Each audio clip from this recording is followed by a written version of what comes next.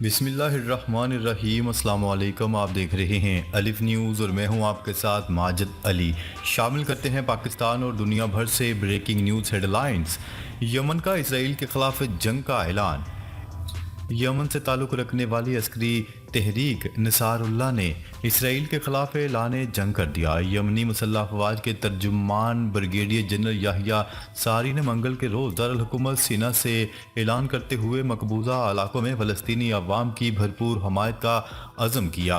General ساری نے کہا ہے کہ یمن نے فلسطینیوں کے زیر قبضہ علاقوں کے مختلف مقامات کو نشانہ بناتے ہوئے متعدد ڈرونز کے ساتھ بیلسٹک اور کروز میزائلوں کی بڑی تعداد سے جنگ کا آغاز کیا ہے۔ انہوں نے زور دے کر کہا کہ یہ آپریشن ان کی فلسطینی بھائیوں کی حمایت کے سلسلے میں ہونے والا تیسرا آپریشن ہے۔ جنرل ساری نے اعلان کرتے ہوئے کہا ہے کہ فلسطین کے کاز کے حوالے سے ہمارے یمنی عوام کا موقف طے اور اصولی ہے اور فلسطینی عوام کو اپنے دفاع اور اپنی مکمل حقوق استعمال کرنے کا پورا حق حاصل ہے۔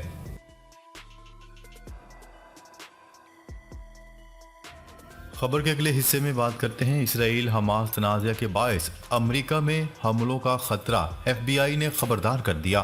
امریکی وفاقی تحقیقاتی ادارے ایف بی آئی کے ڈائریکٹر نے کہا ہے کہ اسرائیل اور حماس کی جنگ کے بعد امریکہ میں حملوں کا خطرہ بڑھ گیا ہے، بالخصوص امریکہ میں موجود یہودیوں اور مسلمانوں پر حملوں کا خدشہ ہے۔ ایف بی آئی کے ڈائریکٹر نے ہوم لینڈ پر مشتمل سینٹ کی کمیٹی کو بتایا کہ ہم نے حماس اور اس کے اتحادیوں کے اقدامات کا جائزہ لیا ہے۔ امریکہ میں حملوں کو اس طرح کا تحرک ملے گا جو داعش کے وقت میں بھی نہیں دیکھا گیا تھا۔ انہوں نے کہا ہے کہ ہم خطرناک دور سے گزر رہے ہیں، تاہم گھبرانے کی ضرورت نہیں، یہ چوکنا رہنے کا وقت ہے۔ ایف بی آئی سربراہ نے کہا کہ حماس یا کوئی اور غیر ملکی دہشت گرد تنظیم موجودہ تنازع کا فائدہ اٹھا کر ہماری سرزمین پر حملے کر سکتی ہے۔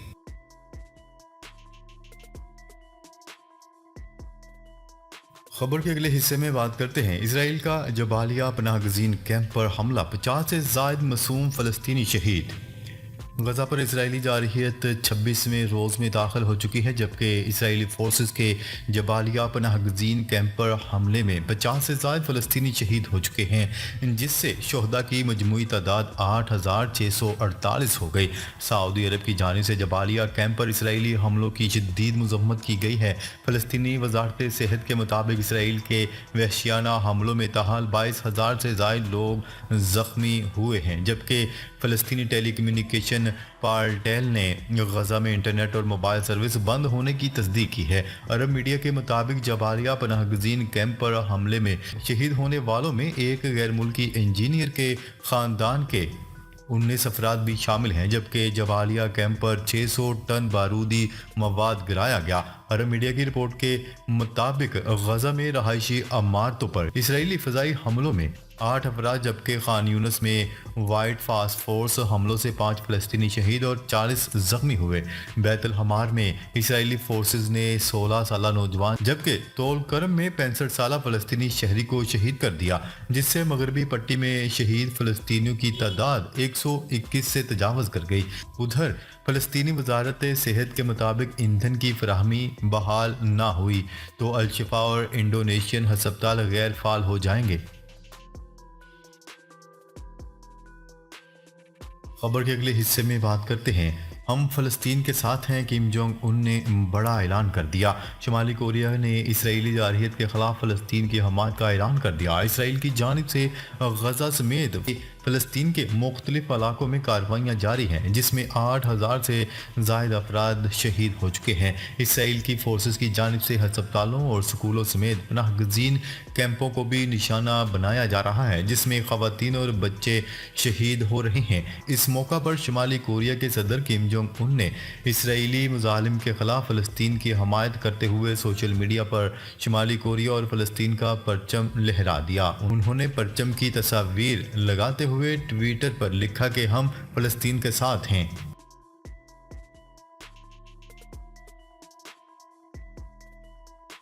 خبر کے اگلے حصے میں بات کرتے ہیں رفح کراسنگ کھل گئی، غزہ میں پھنسے غیر ملکیوں کا انخلاء شروع۔ غزہ میں اسرائیلی حملوں کے بعد غیر ملکیوں کی بڑی تعداد علاقے میں پھنس چکی تھی، تاہم جنگ کے بعد سے پہلی بار رفح کراسنگ کھلنے پر غیر ملکیوں کا انخلاء شروع ہو گیا۔ میڈیا رپورٹس کے مطابق غزہ میں پھنسے قافلوں کو مصر اور غزہ کے راستے امداد فراہم کر دی گئی، تاہم کسی کو کراسنگ کی اجازت نہیں تھی۔ اب رفح کراسنگ کھلنے کے بعد غیر ملکیوں، دوہری شہریت کے حامل افراد اور تقریباً 90 کے قریب شدید زخمیوں کے آج ہی غزہ سے انخلاء کی توقع ہے۔ غیر ملکی خبرساز ایجنسی کی رپورٹ کے مطابق قطر نے امریکہ کے ساتھ بات چیت کے ذریعے مصر، اسرائیل اور حماس کے درمیان معاہدے کے لیے ثالثی کی، جس کے بعد غزہ میں محتاط انخلاء کی اجازت دی گئی۔ معاہدے کے نتیجے میں غیر ملکی پاسپورٹ رکھنے والوں اور بعض شدید زخمی افراد کو رفح کراسنگ کے ذریعے غزہ سے انخلاء کی اجازت ہوگی، تاہم اس حوالے سے کوئی ٹائم فریم نہیں دیا گیا کہ رفح کراسنگ کو انخلاء کے لیے کب تک کھلا رکھا جائے گا۔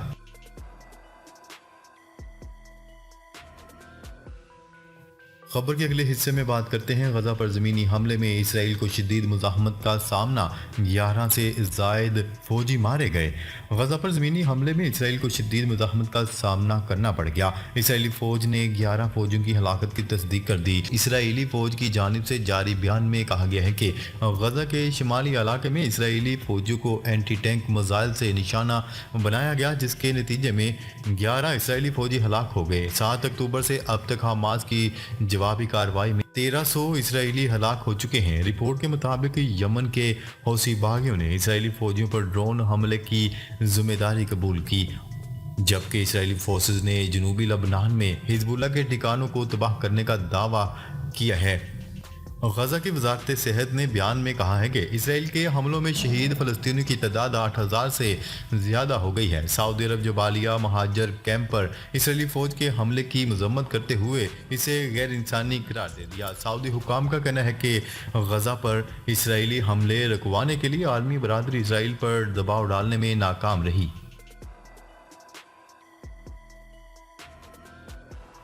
خبر کے اگلے حصے میں بات کرتے ہیں معصوم فلسطینیوں کی نسل کشی پر بولیویا نے اسرائیل سے سفارتی تعلقات ختم کر دیے۔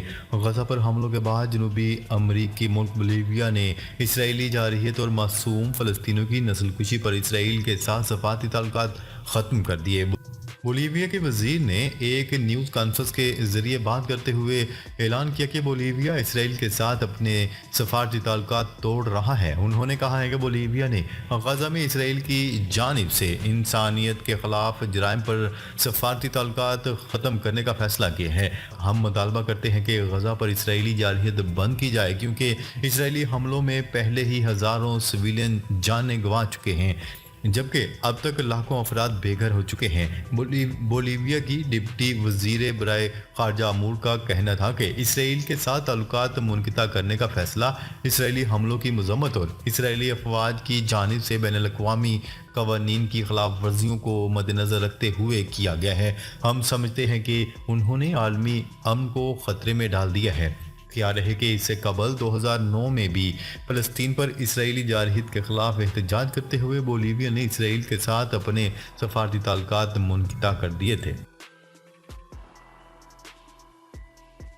خبر کے اگلے حصے میں بات کرتے ہیں غزہ پانی کی بوند کو ترس گیا، لاکھوں معصوم بچوں میں پانی کی کمی سے اموات کا خدشہ۔ غزہ مسلسل بمباری، تباہی اور شہادتوں کے باعث ہزاروں فلسطینی عرب بچوں کا قبرستان بن چکا ہے۔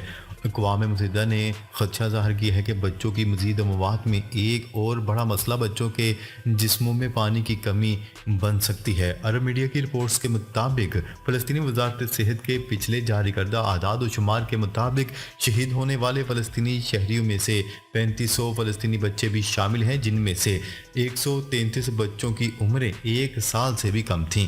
اقوام متحدہ کے ادارے UNF کے مطابق اتنے دنوں کی بمباری سے ہونے والی حد سے زیادہ تباہی کی وجہ ہے۔ اب خطرہ پیدا ہو چکا ہے کہ بڑی تعداد میں بچوں کی غزہ میں اموات پانی کی کمی کے عارضے کی وجہ سے ہو سکتی ہیں۔ ناظرین، اب تک کے لیے اتنا ہی۔